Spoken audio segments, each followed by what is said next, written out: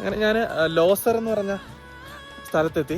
ചെറിയൊരു താഴ്വാരത്തിൽ കുറച്ചധികം വീടുകളും അതുപോലെ തന്നെ കടകളും പിന്നെ ഹോം സ്റ്റേ ഒക്കെ ഉള്ള ഒരു കൊച്ചു ഗ്രാമമാണ് ലോസർ എന്ന് പറയുന്നത്. കാസയ്ക്ക് പോകുന്ന വഴിയാണ് കേട്ടോ ഈ വില്ലേജ്. കൊക്സർ വില്ലേജ് കഴിഞ്ഞാൽ ഫുഡ് കിട്ടുന്ന ഏക സ്പോട്ടും ഇവിടമാണ് കേട്ടോ.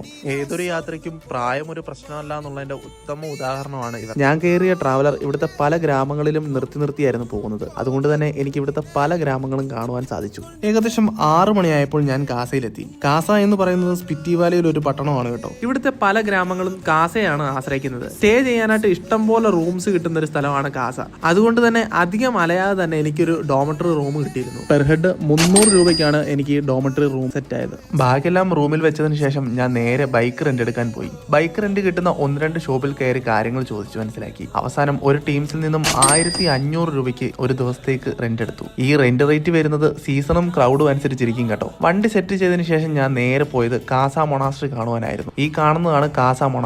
രാവിലെ മുതലുള്ള എല്ലാ യാത്രയുടെ ക്ഷീണവും മൊണാസ്ട്രിയുടെ മുന്നിൽ ചെന്നപ്പോൾ പമ്പ കടന്നു എന്ന് തന്നെ വേണം പറയാം. അത്രയ്ക്കും സമാധാന അന്തരീക്ഷം ഉണ്ടായിരുന്നു അവിടെ.